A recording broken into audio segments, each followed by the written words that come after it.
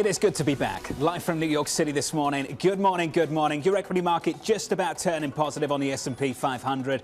The countdown to the open starts right now. Everything you need to get set for the start of U.S. trading. This is Bloomberg, the Open, with Jonathan Ferro.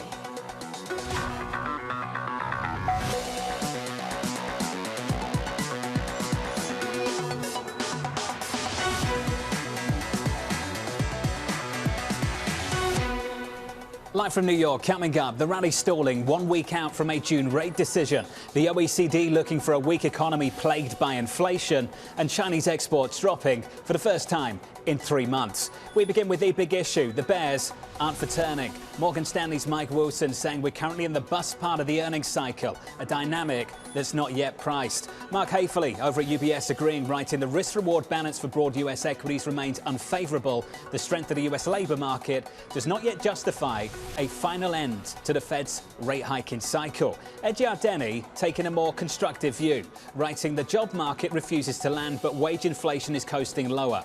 Is all the AI euphoria leading the stock market into another mother of all mount-ups? Evercore's Julian Emmanuel raising his price target, calling the momentum reminiscent of the late 90s. For us, we realize that the momentum aspect, whether it's 1995, and frankly, if you think about it, if Dan's right that this is 1995 and not 98 or 99, we have a lot further to run. Or if it's later in the cycle, we like the kinds of names that have actually shown both price momentum, earnings momentum, and for us, very importantly, in a momentum-driven market, still defensive positioning. PIMCO's CIO, Dan Iverson, taking the other side of some of that. We think we're at a unique time for markets now where there's been a tremendous amount of tightening injected into the system, and you're dealing with the period now where we expect to begin to see the economy slow, certain segments of the economy surprise to the downside. It's going to lead to ongoing volatility. We've experienced it in fixed income. We expect that volatility to work its way into equity markets.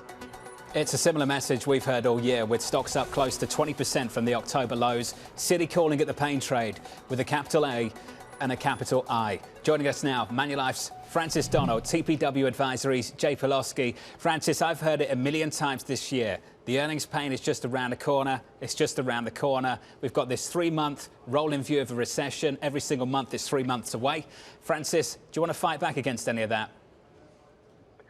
Well, no, this is the really big problem is if you use any standard economic model and you look at the economy like we have in modern economic history, a recession should be about 3 months away. But what is plaguing investors, economists, strategists is, are we in a standard cycle? And the answer is probably not. We have a range of issues that we have never seen before. The level of excess savings, the level of labor demand relative to supply, a range of geopolitical issues, and central banks who have said enough is enough. We have to think about price levels, not just year over years. And that means that the long and variable lags don't just apply to central bank policy hitting the economy, but when the consumer will respond to this weakness as well. So we have to think much more desynchronized than we have in the past. And I think it's entirely reasonable to say we are already in a manufacturing recession. A consumer recession, well, that may be 6 months out, or it may not happen either. We have to move away from this concept of 2 quarters of negative GDP being the be-all, end-all of things we should be trying to forecast. Jay, a range of views there from Francis and others too. Are you with JP Morgan and Morgan Stanley, or Yardeni and Evercore? I'm with Dr. Ed. As you know, John, we've been constructive on risk assets going back almost a year now. We talked about Europe back in 2022. It's up about 35% over the last 12 months. We talked about Japan at the beginning of the year with you on this show. It's up about 15% year to date. We believe, we wrote in our 2023 outlook, which we published back in November of last year, stability ahead. And I would just note that currently virtually every volatility index across all assets are at a 1-year low. So we believe we're through COVID. We're through the inflation spike that came about from COVID. We're through, as of next week, the rate tightening cycle led by the Fed. And we're approaching what we called in our monthly published last week, the birth of the new. And the new is consisting of the Biden doctrine of de-risking of China. It consists of a new inflation target regime, a high nominal growth world of 3% type inflation, the end of yield curve control in Japan, which is super bullish, and the shift to domestic demand-driven growth in China from export and fixed asset-led growth. There's a lot going on, John, and much of it is quite positive. There's tons to unpack there, Jay. I know recently you added some tech. The tech part of that has performed really well. There's just been this conversation lingering now for months, quarters even. When do I get back into the cyclical trade again? Francis, if the hiking cycle is over, can we escape that hiking cycle without a recession? Francis, you nailed it. Manufacturing's in one. Right now, services isn't. And we need to work out whether one converges to the other and how. Does services come down to manufacturing, or does manufacturing, Francis, come up to services? I suspect we're going to see services trend downwards, but we could absolutely see, and I know this is an economist type thing to do, a hard landing and a soft landing, depending on where you're looking in the economy. But one of the big problems we have here, John, is what is your time frame? I have the opportunity of working with portfolio managers with a range of timelines. If you're tactical, you should be looking at the momentum trade. You should be looking at breadth, which has improved over the past week. If you're looking out over 12 months, sorry, but you're going to probably have to face a recession or a material downtrend. Yeah, we might have seen the last of the rate hikes, maybe one or two more, but the bulk of how that hits the economy is going to come through in the next 6 to 12 months. But if you have the longer term perspective, maybe you're a long-term investor looking out 3 years or plus, I totally agree with the other guest here. There is a lot of opportunities that are occurring, especially on the global horizon. So a lot of this conflicting message is actually the same story, just with a different time horizon. That's going to be key, and it's most key when we're at these macro inflection points. Savita Subramaniam coming up in about 24 minutes from Bank of America. She's got a very simple view right now. Apple is bigger than the Russell 2000. 7 stocks have driven the year-to-date S&P 500 gain. She's looking for leadership from elsewhere. Jay, you still looking for leadership from elsewhere? Oh, well, no, John, we found the leadership from elsewhere. Look, where there's smoke, there's fire, right? And so the cyclical sectors are already starting to move in the U.S.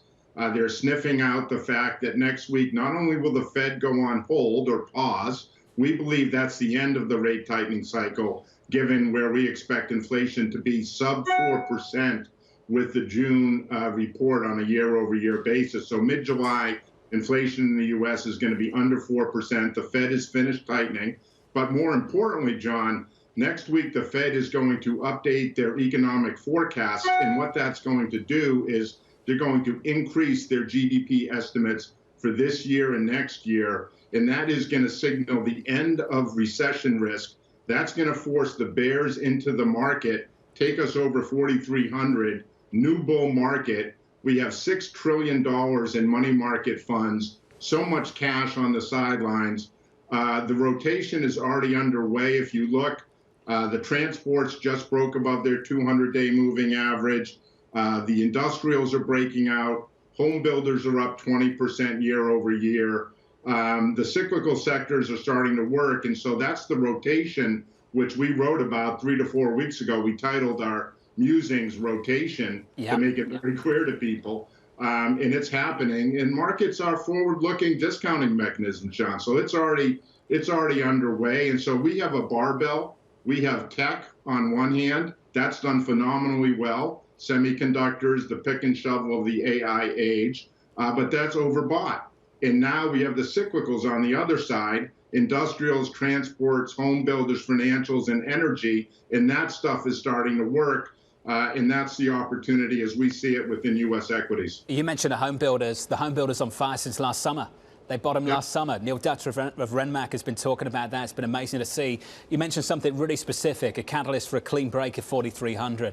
Francis, Jay talked about upgrades potentially to the outlook from the Federal Reserve a week from today. Francis, what's your base case on that front? What does the dot plot look like? What do the projections for growth, inflation, employment look like from this Fed?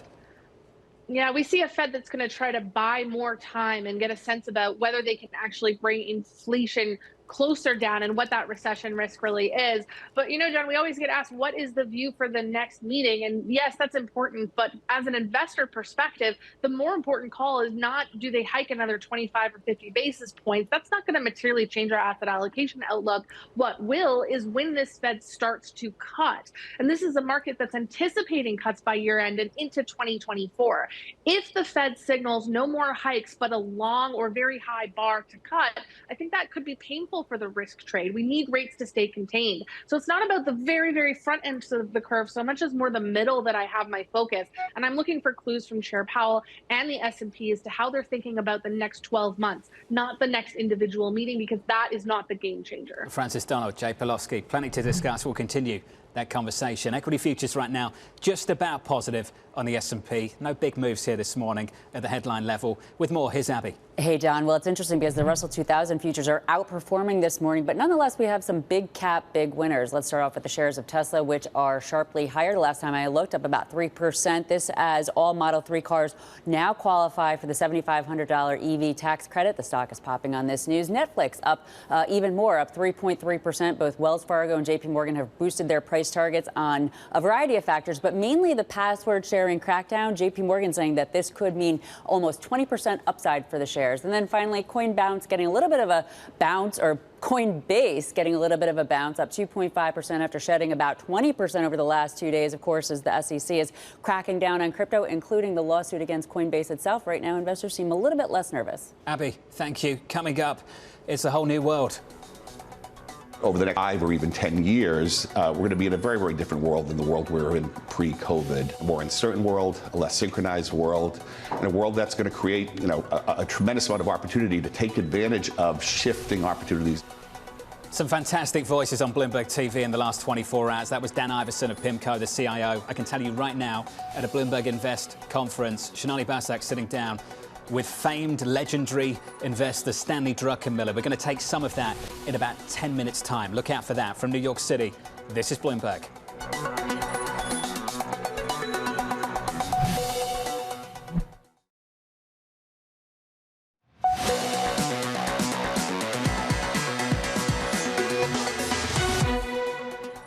Over the next 5 or even 10 years, we're going to be in a very, very different world than the world we were in pre-COVID, where, again, these types of risks that were well contained for an extended period of time and led to a certain type of risk-seeking behavior by end investors is likely behind us. And we're going to be in a more uncertain world, a less synchronized world, and a world that's going to create, a tremendous amount of opportunity to take advantage of shifting opportunities. On the balance of risks around global growth, from Dan Iverson there of PIMCO, looking to downside risk for growth and upside risk to inflation. This year, global growth disappointing relative to expectations and not being bailed out by China anytime soon. The latest data showing Chinese exports falling for the first time in 3 months. Double-digit declines in places including the US, Japan, France and Italy. JP Morgan's Marko Kolanovic having this to say, that China continues to fade. He reiterated his view that we've seen the peak in the Eurozone versus US trade. He does not anticipate meaningful new stimulus measures for the rest of the year. China reopening was one of the big supports for the European trade, and ultimately, you can't reopen twice. Francis Donald, Jay Pawlowski, back with us. Jay, this is your world, your trade. Is it disappointing? No, not at all, John. I mean, look, Europe has been a big outperformer over the last year, as we talked about. It's taking a little bit of a rest. That's fine. It's just reclaimed its 50-day moving average, so I think the pullback there is finished. China has been a disappointment, no doubt. Japan has not. Japan's worked great.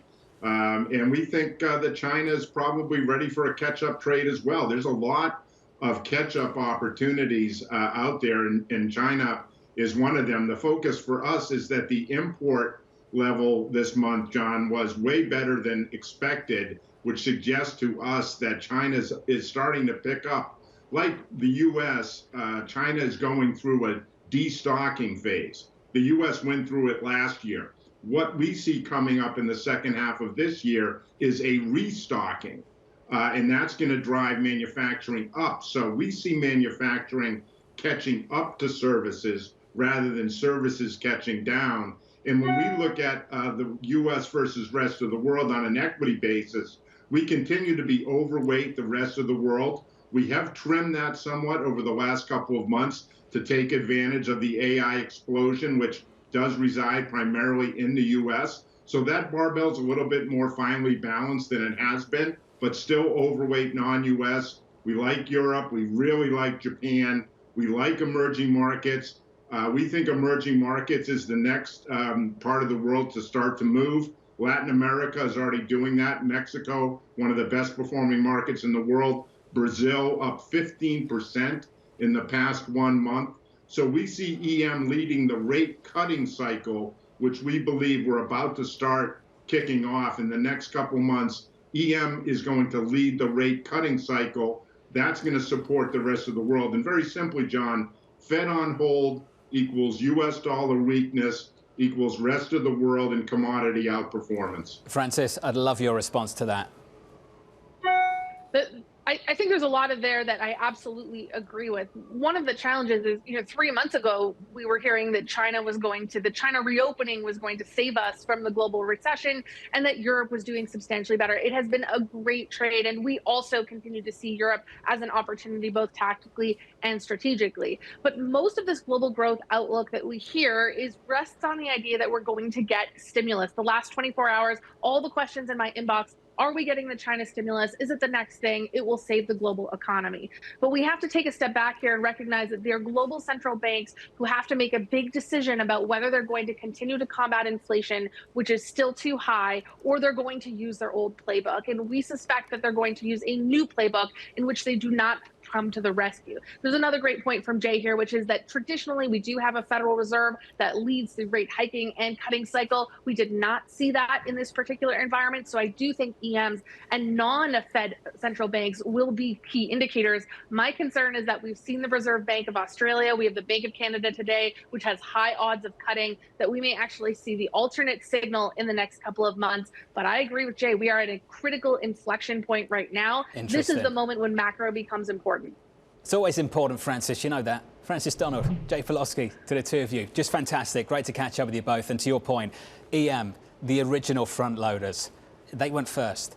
They were front loading, not the Federal Reserve, who were late and really were backloading in a major, major way. Francis Donald there and Jay Pawlowski. I promised you a part of that conversation between a man that needs no information and Sonali Basak, legendary investor, the chairman and CEO of his family office now, Stanley Druckenmiller, in conversation with Sonali Basak. Anybody in this room is something I don't know, but office is a problem.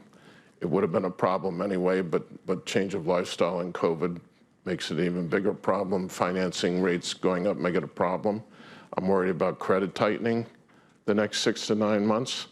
Obviously, the banks are going into an economic period that if, in fact, we get a recession, their balance sheets are already impaired, not from where they usually lose money, which is loans, from the fact that the Fed convinced them that they're going to keep rates to zero until 24. So they bought a bunch of treasuries yielding 1 or 2%, and now they're carrying them at 5%. So their balance sheets are impaired.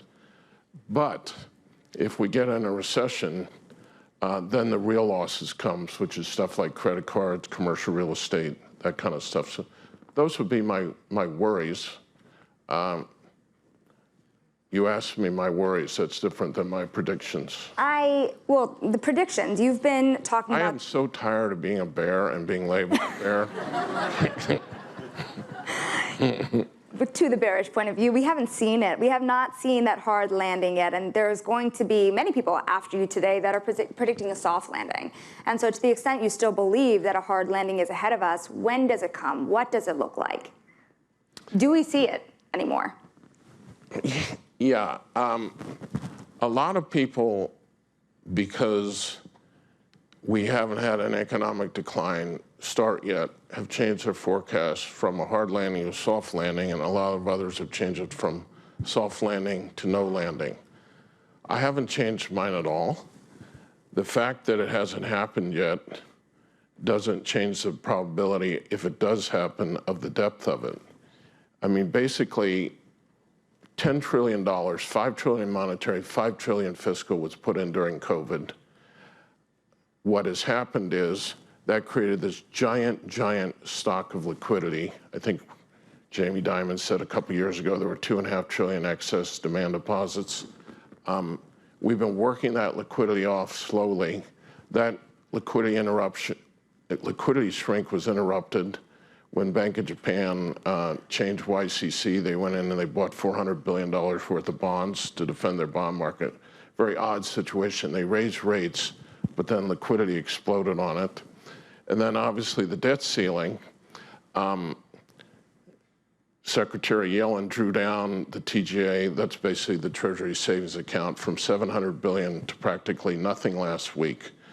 That also ended up in non-issuance of government debt, so that was a big boost to liquidity. All that is set to change now.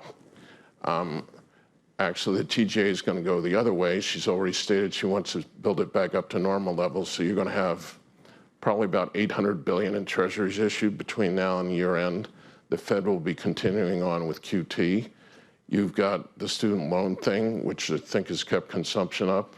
That's all changing in September. They're going to have to actually, God forbid, in the United States, somebody actually pays interest on a loan.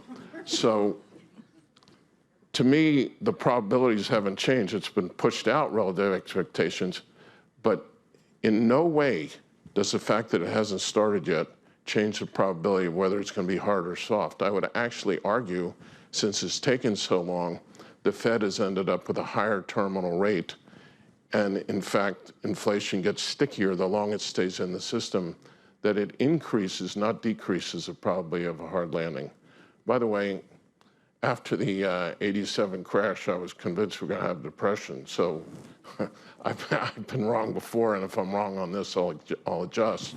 But I have to weigh the probabilities and do what I do with my process, and right now, that's where we are. And when? I think September is the first time when I was sort of afraid of booming economy inflation guy to I'm more worried about growth than I am about inflation. And originally I was fourth quarter of 23. I temporarily maybe lost my mind, or maybe I was right when the Silicon Valley thing happened and got anecdotals and stuff that has traditionally led, like trucks and retail, move that up to now. I think I'm probably wrong, and I'm going to go back to the end of 23. But the real answer is I don't know. So recession or no recession, though, one thing that's interesting, and you included, a lot of people are very encouraged by certain areas of the market, particularly the AI boom. There's always stuff to do. We had a hard landing in 74, 75, and chemicals and oils and that stuff did great. I'm sorry, go ahead and answer your question. Well, do you think that all of AI makes it through this recession, or do you think that some areas of the market, particularly in AI, start to look like they're in bubble territory? Well, all of AI is not going to make it through whether we have a recession or not, because they haven't separated the wheat from the chaff yet. But I do believe, unlike crypto, I think AI is real. It could be as transformative as the internet. It's a huge thing. And I think I've argued publicly that if staples can go up in price in a recession, why can't a company like NVIDIA, if their orders and earnings go up 70% in a hard landing, which is what I think would probably happen, it's not clear that NVIDIA goes down despite the lofty valuation level. History has proved if you have very good earnings in a recession and they're sustainable, if they're not, the market somehow figures it out, those stocks will do just fine. So we have some longs, we have some shorts, and the AIs have sort of dominated the long portfolio for 5 or 6 months. How do you think about going short in this market? Our shorts have been fine this year, except my index shorts, which have been a disaster. But we always short the same way. I just try and look at the current situation, and then I try and think of a situation 12 to 18 months from now based on my forecasts. And I think if I think the security prices are going to be less, then I short them. Frankly, I'm not sure I've ever made money if I took back the last 40 years, I'm afraid to look. I've never had a down year, but I'm not sure I've made money in shorts. I like it, it's fun, but you can get your head handed to you. And it's a game that really only professionals, and the math's against you. If you're dead wrong on a long, you can lose 100%. If you're dead wrong on a short, you can lose 10 times your money. And when I was at Soros, I shorted $200 million worth of internet stocks in March of '99, and in 3 weeks covered them at a $600 million loss. I lost $600 million on a $200 million investment in 3 weeks. I was short 12 stocks. They all went bankrupt, every one of them. Don't try that at home. So, well, I mean, to that point, when you look at the AI kind of boom here, are there lessons to be learned from the dot-com bubble? yeah, there are lessons. There are definitely lessons to be learned. Don't get emotional. Don't get crazy. But I will say this about the AI. NVIDIA bottomed in October in the low 100s. It's true, it's 380 or 390. It's in nosebleed territory. If this is a secular move, if this thing is real, you just don't have 10-month moves. That's not how it works. Even the dot-com bubble lasted 2.5 years. For many of the guts of the internet, it lasted 4 years. The Ciscos, the Sun Micros.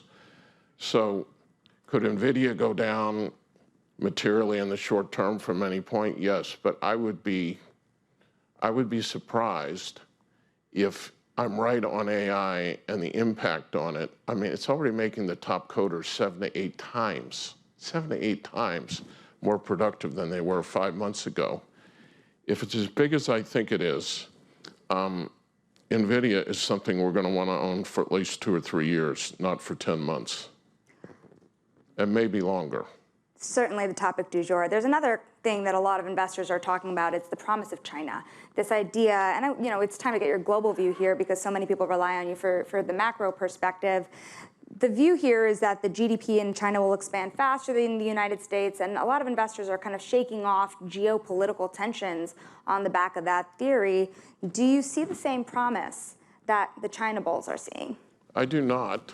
I was in love with China until about 6 or 7 years ago. You go over there and the energy in Shanghai was like New York on crack. I mean, it's just fantastic energy. The entrepreneurs were exciting. They were into it. And then Xi Jinping did his thing. And if you look at China and the rise of China, I think it all sort of happened. You had this internal capitalist system with a bunch of people that act like crazy New Yorkers, building new businesses in a dynamic economy.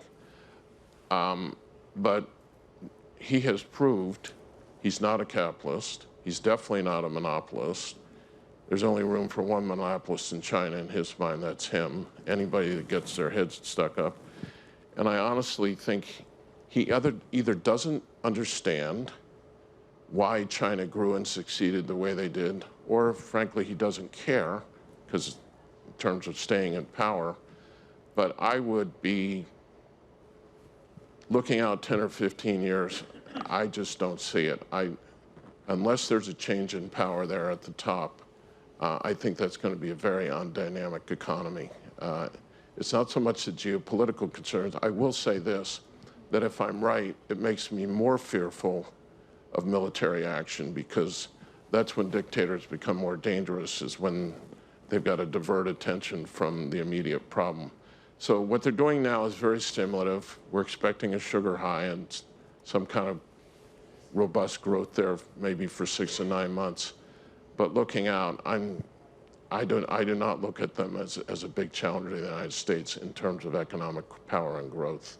Really powerful words there from Stanley Druckenmiller, legendary investor, in conversation with Sonali Basak at the Bloomberg Invest Conference. Just to wrap up some of those thoughts, aside from China, with a lot to say there about the outlook for that country and its leadership. I'm more worried about growth than I am inflation. I don't know when the recession comes. I expect it to come, though, at the end of the year, then that conversation there on AI, I believe unlike crypto, AI is real, could be as transformative as the internet. If staples go up in a recession, he made this point, why can't Nvidia? On Nvidia, really important here about time horizon, how long he wants to stick with this trade. If this thing is real, this isn't a 10-month move. If I'm right on AI, Nvidia is something I want to own for potentially 2 to 3 years, or maybe even longer. We're going to build on this conversation in just a moment with Savita Subramaniam of Bank of America. Just to get your attention on where the price action is right now, about 1 minute into this session, the S&P 500 shaping up as follows on the S&P, just slightly positive on the S&P this morning. We're higher by 0.1%, the Nasdaq positive as well by 0.4%. Outside of the equity market, if we shift gears and go to the bond market just briefly, Treasury shaping up as follows on a 2-year, a 10-year, a 30-year, the 2-year higher by about 5 basis points to 4.53 on a 10-year maturity, up to about 3.71. One stock to watch at the open is Coinbase. Shares rebounding after a 12% drop following the SEC's lawsuit against the crypto exchange. The CEO, Brian Armstrong, tweeting, quote, "We're proud to represent the industry in court to finally get some clarity around crypto." Abby has more. Hey, Abby. Hey, John. Well, it's interesting because those comments that you were just talking about from Stanley Druckenmiller imply that he thinks crypto is not real. Now, this stock in some ways would actually imply that it may not be real, given the fact that from its peak, it's down 89%. Today, though, it is popping up 1%, a modest pop, especially given the fact that it was down sharply on Monday in sympathy with Binance and the SEC suing them. And then yesterday's lawsuit against Coinbase down that 12%. So net down about 19% this week, despite today's pop. Now, of course, at issue is Gary Gensler, chair of the SEC, saying that crypto is no longer going to be a wild, wild west, that tokens should come under the purview of the SEC, and that staking is illegal. The idea that this is an illegal exchange, that they're taking fees from people to use their crypto in blockchain transactions. A lot more ahead here, but right now, this stock, a lot of pain. Again, John, it is up 1% on the day, but from its peak just a couple of years ago, down 90%, this week down about 20%, and there's a 25% short interest. So Stanley Druckenmiller talking about shorting and how it can be fun. Maybe some of these shorts are having fun. Fun, but sometimes painful as well. Abby, thank you. Just a programming note, don't miss this conversation. Coinbase CEO Brian Armstrong, 12:30 Eastern Time, with the team over on Bloomberg Technology. Speaking of tech, Netflix shares higher as analysts boost their price targets. Wells Fargo out with a street high number of 500, highlighting an upside potential from ads and a password crackdown. Katie, a password crackdown which seems to be hitting a lot of people.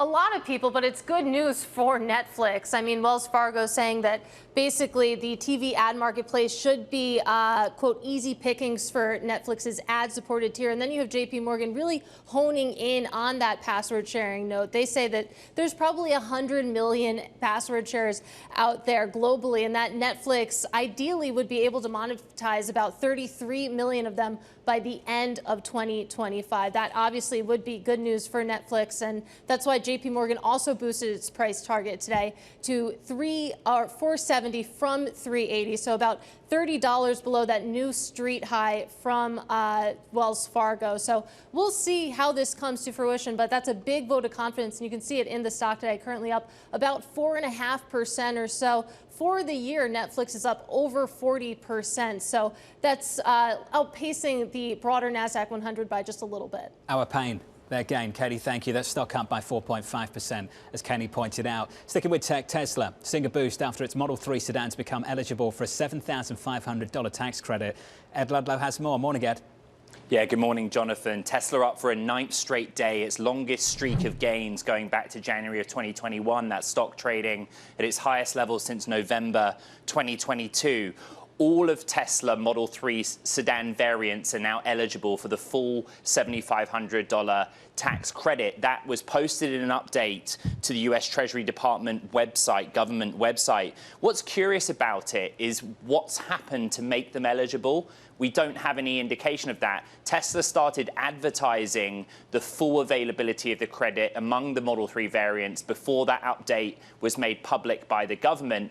One analyst, George Giannakaris of Canaccord, hypothesizes that the company may have moved production of lithium iron phosphate battery packs to the US from China in order to give eligibility to what is the second best-selling EV globally, right? Model 3 was the best-selling model in 2021, but the Model Y, the sort of small form factor SUV, has overtaken it. Even so, this is kind of an important development because prior to this change by the Treasury, only the higher spec performance version of Model 3 was eligible. Anyway, it's clearly adding to gains on this stock in this morning's session, John. Stock up 2.6%, there and thereabouts. Ed, looking forward to the conversation with Coinbase a little bit later. Catch that again at about 12:30, so about 3 hours from now. I want to turn to the chip makers. The Philly Semi-Index climbing into day 2 with NVIDIA leading the crowd. Kelly Lyons has more. Hey, Kaylee.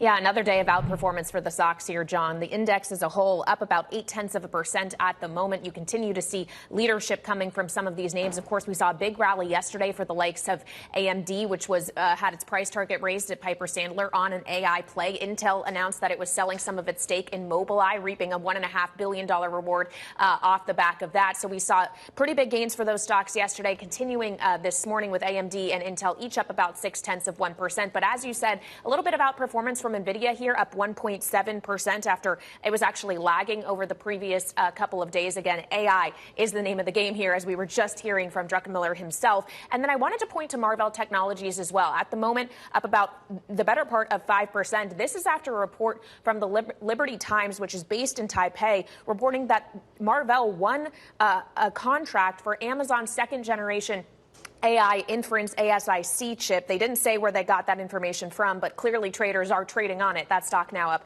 5% or so, John. Kelly, thanks for that. I just want to pick up on Apple as well. The year-to-date gains close to 40%. Up today in early trading by something like 0.75%. Wedbush raising their price target on Apple from 205 to 220, trading currently at about 180. Dan Ives writes in the following: Apple's fair valuation could be in the $3.5 trillion range, with a bull case, $4 trillion valuation by 2025. He's still, and he's been looking for this for a while, looking for a big upgrade cycle going through iPhone 15. That stock is up by 0.6%, massive year-to-date gainer. Big tech just getting even bigger this year. And the warnings about narrow leadership continue to build. Bank of America's Savita Subramanian writing, Apple is now bigger than the Russell 2000. 7 stocks drove year-to-date S&P 500 gains, all tech or tech adjacent. We appear to be in the early stages of a shift in leadership, from new economy disruptors to capital-starved, now disciplined cyclicals. Savita, I'm pleased to say, joins us right now. Savita, why can't Apple just get bigger? Why can't those 7 names just get bigger? Why does this have to change? Yeah, I mean, I think that we're at a point where a lot of the levers that drove mega cap tech to its, soaring weights in the S&P 500 have at least stalled, if not reversed. I mean, I think it's going to be a very stock-specific leadership cycle. So I think some big cap will do well, but others won't. So here's the deal. If you look at the multiples of technology and communication services companies over the last 10 years, they are the most correlated with the Fed balance sheet.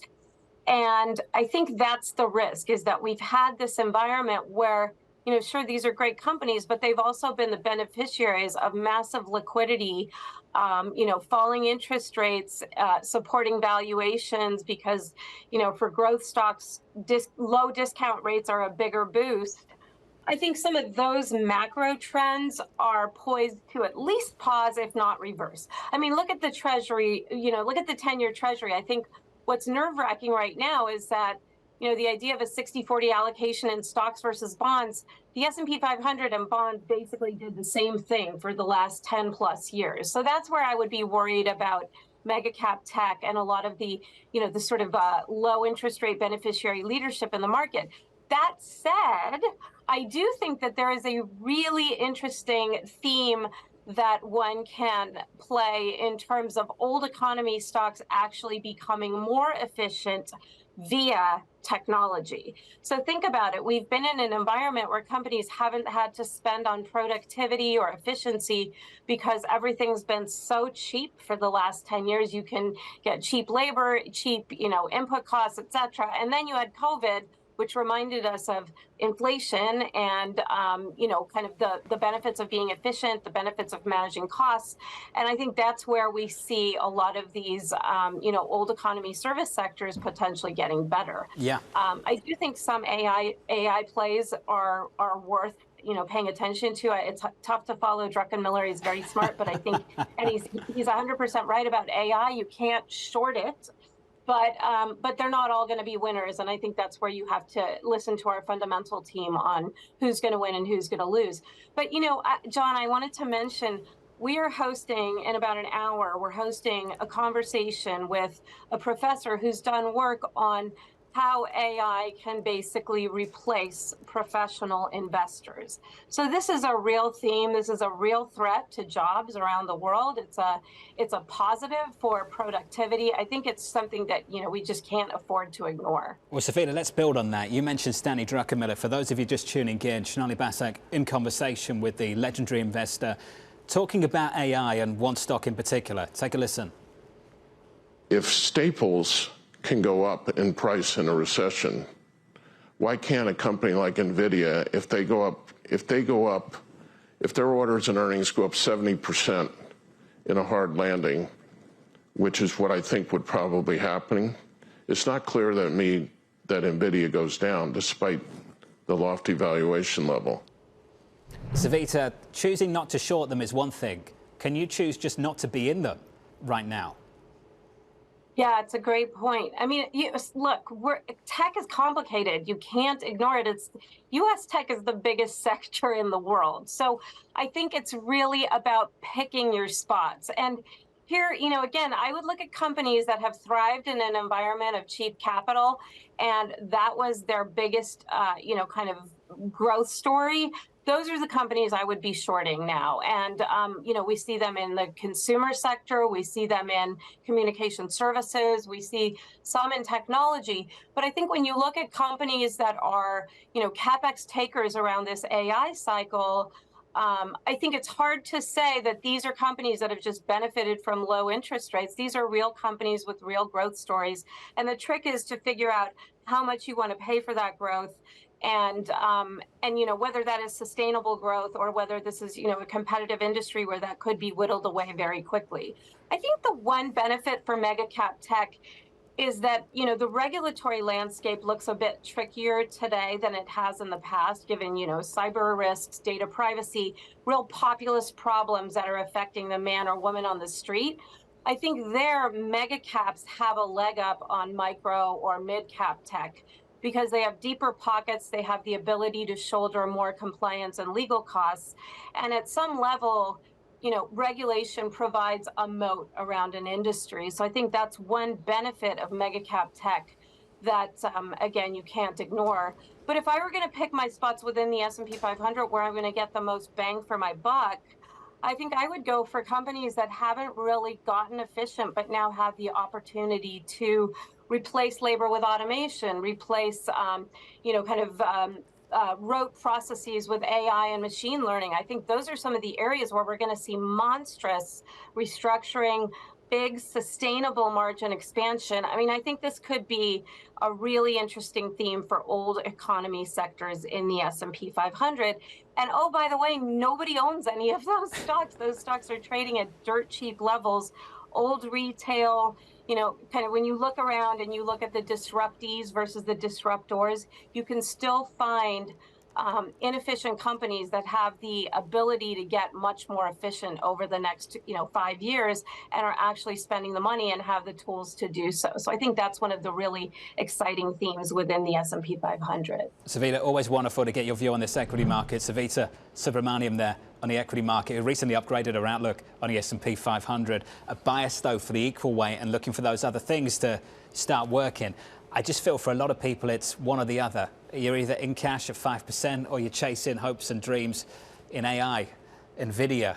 That call from Stanley Druckenmiller, not just a 10-month trade, could be a multi-year trade and even longer. We'll pick up on that through the day here on Bloomberg TV. About 15 minutes into the session, equities advanced by 0.3% on the S&P. Coming up, a growing chorus of concerns over weaker growth. This is an economy where lags are likely longer than they have during prior cycles. We do expect to see more signs of an economic slowdown. That was Dan Iverson of PIMCO. Up next, just a flavour of how Stanley Druckenmiller sees the outlook for growth. That's next.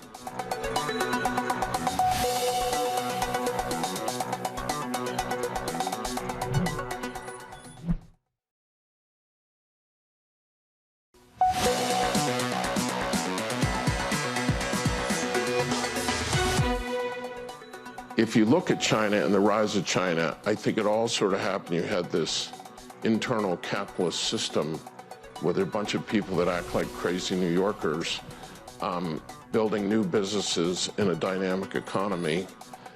But he has proved he's not a capitalist. He's definitely not a monopolist. There's only room for one monopolist in China in his mind, that's him. Famed investor Stanley Druckenmiller there, not exactly enthusiastic about leadership of the world's second largest economy, China. PIMCO not exactly enthusiastic about the outlook either, looking for downside risk to growth, upside risk to inflation. The OECD backing up that view, looking for a weak global economy plagued by inflation. We expect global growth to moderate to 2.7% in 2023 and then edge up slightly to 2.9% in 2024. These are historically low numbers for the global economy. We've seen higher rates in the past. So the outlook is certainly without change and without action, the outlook would be for global growth to return, but to be at weak levels. Mike McKee, just how grim is this? Well, this is kind of dog bites man. I mean, there's no special insights in this forecast, no surprises. Both the OECD and the World Bank saying what most Wall Street and other economists have been saying for quite some time. We're going to have a global growth slowdown. The question is, does it fall into recession territory? The OECD, you could call them the cockeyed optimists. You showed the numbers there, 2.7% this year, 2.9% for next year. The U.S. gets some growth this year, slows next year. Europe slow all around. Now, the China question, they see China meeting its growth target this year, 5.4%, 5.1% in 2024. The World Bank, those are the pessimistic folks. They said yesterday they're marking down their growth for the world to 2.1% from 2.7. They're also more pessimistic about the U.S. and Europe. They're more optimistic about China this year, but not next year. What's to be done? Well, both organizations say central banks must continue to fight inflation, but they must also take care not to put their economies into recession. That's not going to impress a lot of people. What does it mean? Not a whole lot. The central banks will decide for themselves. Next week we have the Fed and the ECB. But here's something interesting. The Business Roundtable out with their latest CEO forecast, and the CEOs are much more optimistic, it sounds like, than either the OECD or the World Bank. They see capital expenditures growing, sales growing, and employment increasing or staying the same by wide margins. So we'll have to see who's right, the economists at the world organizations or the CEOs in the C-suite who have to make the spending decisions. Take your pick. Mike McKee, great summary there. Mike McKee there on the global economy, the difference between leadership at the C-suite level and what you hear from economists right now. This is what we hear from the market at the moment. I can bring you the scores on the S&P 500 up by 0.3%, on the Nasdaq about 22 minutes into the session up by 0.6 with some sector price action. Back with us, here's Abby. So a relatively small gain there, John, but we have something going on that everybody has been wanting to have happen, in fact saying is going to happen. At least that's what Alon Rosen of Oppenheimer told us, and that's good breadth from a sector standpoint. We have most sectors higher at this point, led by energy up nearly 2%, consumer discretionary up almost 1%, communication services, materials, tech, real estate, industrials. To the downside, we have healthcare, financials, and staples all down less than 0.5%. So a bit of a risk on session. What I'd like to point out is we have this breadth maybe creeping in this quarter. On the quarter, take a look at those mega cap tech indexes, all up 10% or more. But we also have the financials creeping higher, John, over the last 2 months, up 2.6%. Something to keep an eye on. Really close to the year-to-date high at the index level. And Abby, thanks for that breakdown beneath the surface. On the S&P 500, the year-to-date high just a couple of days ago, 42.99, 42.99.28. Right now, I can tell you the high of the session, 42.99.19. So like that far away, just short of it right now at 42.97. Coming up, your trading diary.